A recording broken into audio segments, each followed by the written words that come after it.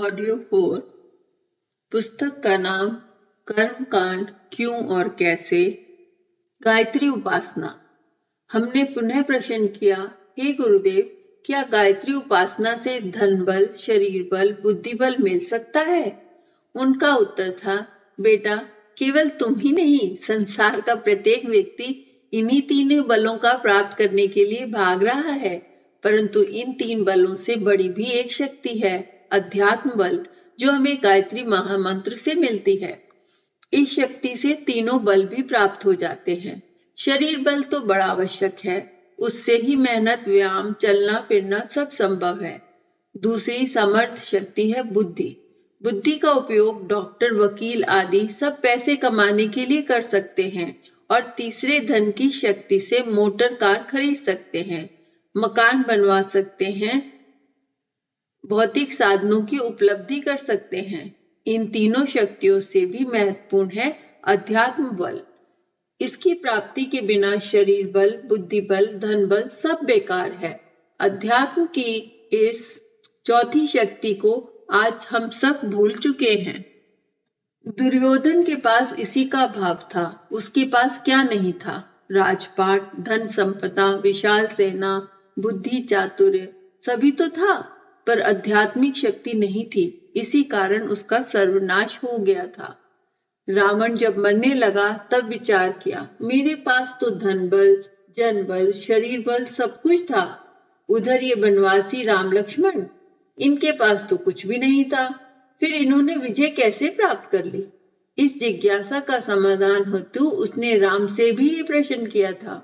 भगवान राम ने कहा, तुम्हारे पास तीनों बल तो थे, परंतु चौथा बल नहीं था, अध्यात्म बल।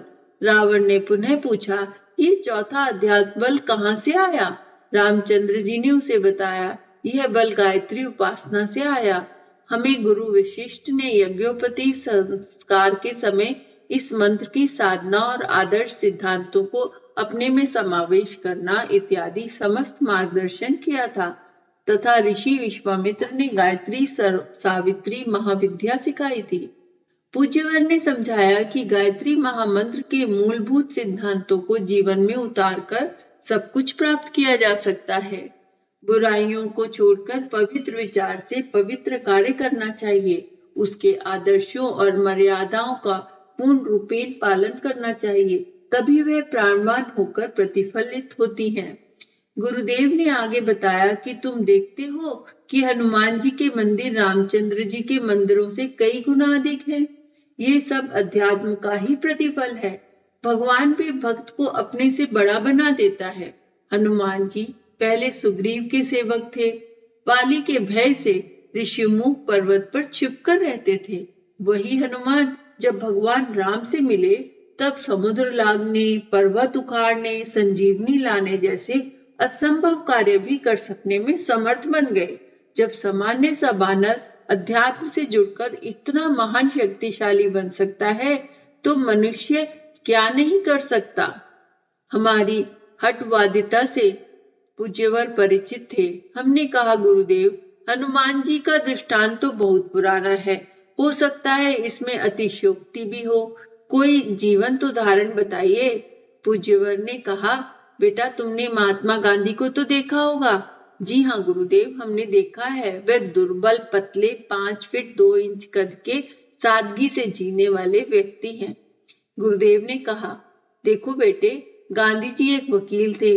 अफ्रीका की अदालत में जब एक मुकदमे की पैरवी कर रहे थे, तब दूसरे पक्ष के वकील की बहस का उत्तर नहीं दे पाए और उनके हाथ पैर कांपने लगे, वाणी लड़खड़ाने लगी। आखिरकार अदालत के बाहर आने पर मुवक्किल को वकालत की फीस भी गांधी जी को वापस करनी पड़ी। इतने कमजोर मनोबल वाले गांधी जी जब अध्यात्म से जुड़े, तब उनके अंदर इतनी शक्ति आ गई कि एक आवाज पर लाखों व्यक्ति मरने मिटने के लिए स्वतंत्रता सेनानी बनकर आगे आ गए।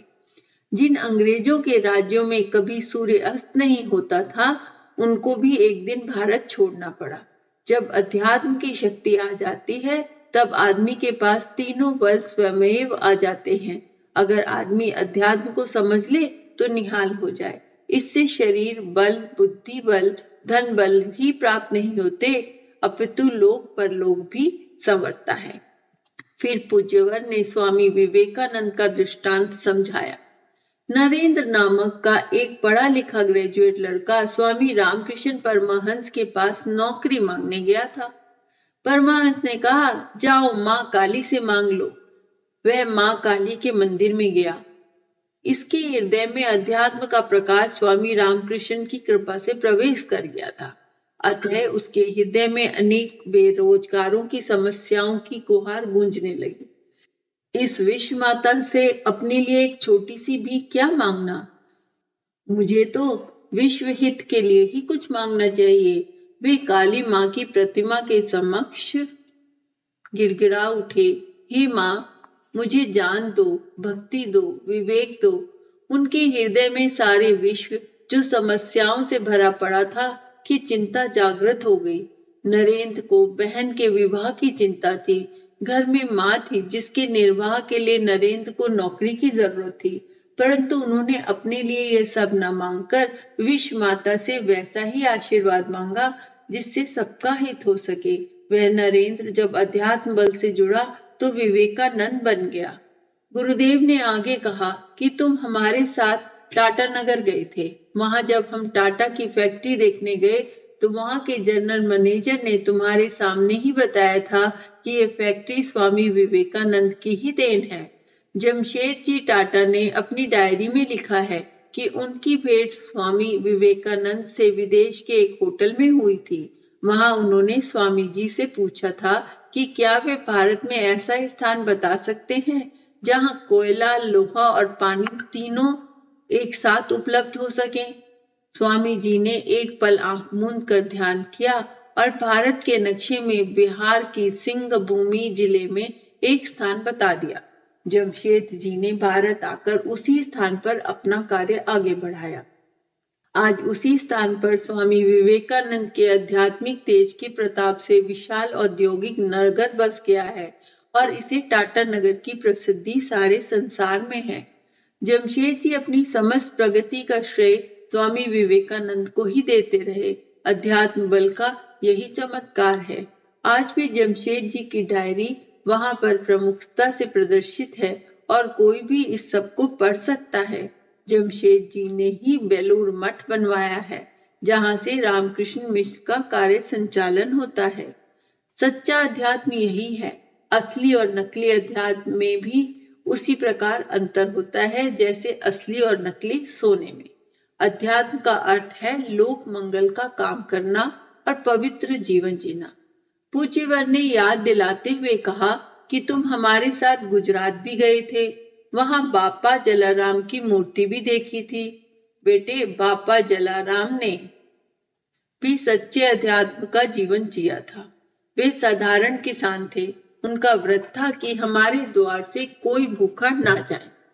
खेत से जो अन्न पैदा होता वह परोपकार में लगाते थे।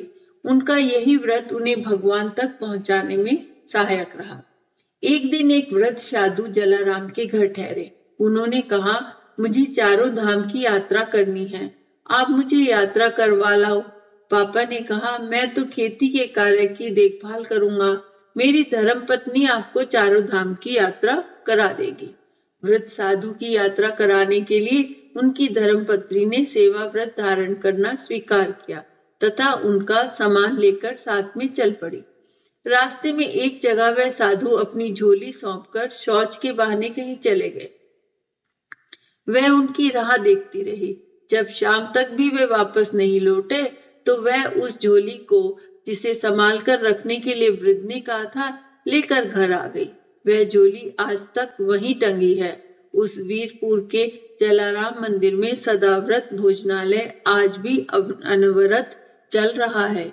यही अध्यात्म की शक्ति का चमत्कार है। इन दृष्टांतों को सुनकर तुम्हारे सभी भ्रम दूर हो गए होंगे। फिर भी यदि संतोष ना हुआ हो तो मेरे ही जीवन को देखो। मैं 18 घंटे लोक मंगल के निरंतर काम करता हूँ। ना तो मैं कभी बीमार हुआ हूँ और ना ही कमजोर। कोई मुझे बुढ़ा कहता है तो मुझे गाली लगती है। मैं इस उम्र में भी जवान हूँ। बाल सफेद होने से कोई बुढ़ा नहीं होता। भेड़ के बच्चे के बाल तो जन्म से ही सफेद होते हैं। हमने लालटेन जलाकर उसकी रोशनी में ही चारों वेद, 18 पुराणों और 108 उपनिषदों का भाष्य किया है। अखंड ज्योति मासिक पत्रिका से अध्यात्म और विज्ञान को मिलाया है। वैज्ञानिक तो अध्यात्म और विज्ञान में कुत्ते बिल्ली का सा बैर मानते हैं। हमने दोनों को मित्र के समान मिलाकर 1 और 1 11 के बराबर शक्तिशाली बना दिया है। जन्मभूमि आवलखेड़ा, गायत्री तपोभूमि, शांति कुच, 24,000 शक्तिपीठ, 2400 शक्तिपीठ, इन सबके करोड़ों में संपत्ति, लाखों परिजनों का विशाल गायत्री परिवार संगठन, ये सब कहां से खड़ा हो गया? यह तो केवल मेरे व्यवहारिक जीवन आदर्श और सिद्धांतों का ही चमत्कार है। अध्यात्म की मैंने असली कमाई तो अभी तिजोरी में बंद कर रखी है। उसे हमारे इस शरीर को छोड़ने के बाद तुम सब स्वयं देखोगे। पूज्यवर ने अपने बारे में जो कुछ कहा उस बात को आज हम प्रत्यक्ष देख रहे हैं। गायत्री परिवार का विस्तार और अश्वमेघ महायज्ञ जैसे विराट आयोजनों की सफलता, ये सब उनकी सूक्ष्म सत्ता और उनकी तप शक्ति की ही उपलब्धि है। कितने ही दुखी, रोगी, समस्याग्रस्त, व्याकुल व्यक्ति उनके पास आए और सभी को पूज्यवर ने आशीर्वाद का लाभ मिला। कितने ही ऐसे परिजन हैं जिन्हें उन्होंने जीवन दान दिया, मृत्यु की गोद से भी वापस ले आए। आज ये सब एक गहन शोध का विषय है। हमें पूज्यवर के इस कथन से कि अध्यात्म से सब कुछ पाया जा सकता है, इन दृष्टांतों से पूर्ण संतुष्टि मिली। इस अध्यात्म को उन्होंने जन जन को सिखाया। इसके वास्तविक स्वरूप को समझकर अनगणित साधकों के लिए मार्ग प्रशस्त किया। गायत्री साधना की विधि। हमने पूज्यवर के समक्ष अपनी एक और शंका रखी। आपने 24 वर्ष तक गायत्री महामंत्र के 24 महापुष्चरण किए तो आपको लाभ हुआ, परंतु कई ऐसे भी हैं जिन्हें कई पुष्चरण करने के बाद भी कोई लाभ नहीं मिला। इसके पीछे क्या कारण है? कृपा हमें समझाइए।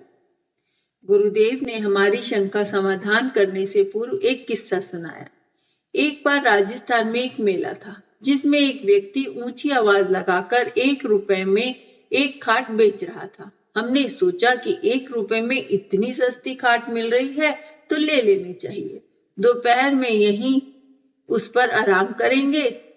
जब हम खाट लेने गए तो देखा वह आदमी कह रहा था, 2 दाया नहीं, 2 बाया नहीं, बीच की झाबर झल्ला और 3 नहीं है पाया। खाट ले लो मेरे भाया। वह 1 पाए वाली खाट लेकर खड़ा था। उसकी इस मस्खरी पर सभी हंस रहे थे। तुम्हें भी ये किस्सा सुनाकर हंसी आती होगी, परंतु शंका समाधान भी इसी में है। 1 पाए वाली खाट के समान केवल जप कर लेने से लाभ हो जाए, सब यही चाहते हैं। लिखने के लिए तो 3 चीजों की आवश्यकता होती है, कागज, कलम और स्याही। खेती में भी खाद, पानी, बीज चाहिए। हमारे जीवन के लिए अन्न, जल, वायु तीनों ही आवश्यक है। केवल जप से काम नहीं चलना चाहिए। राम का नाम ही पर्याप्त नहीं है, नाम जप के साथ राम का काम भी करना होगा। हनुमान जी की तरह राम काज करबे बिना मोहे कहाँ विश्राम की भावना जागृत होनी होगी। बिलव मंगल ने अपना जीवन बदल दिया, वह सूरदास हो गए। वाल्मीकि ने जप भले ही उल्टा किया हो पर सीधा, परंतु जप ने उनका जीवन क्रम ही बदल दिया, तभी वे इतने महान ऋषि हो सके। गायत्री मंत्र का महत्व बताते हुए पूज्यवर ने कहा कि गोस्वामी तुलसीदास ने जो त्रिवेणी स्थान पर महत्व लिखा है, मंजन फल देखिए तत्कला, काक होई पिक बकऊ मराला। इस चौपाई का अर्थ है कि त्रिवेणी में स्नान करने से कौवा कोयल हो जाता है और बगुला हंस। पर क्या ऐसा हो सकता है? ब्रह्म आकृति क्या इस कदर बदल सकती है? इसका भाव ये है कि आकृति नहीं, प्रकृति बदल जाती है। यह त्रिवेणी में स्नान करने से मनुष्य की मनोदशा भी उत्कृष्ट हो जाती है। यह त्रिवेणी है उपासना, साधना, आराधना की। गायत्री मंत्र के जप के साथ उपासना, साधना, आराधना तीनों ही होनी चाहिए, तभी वह अपना चमत्कार दिखाएगा।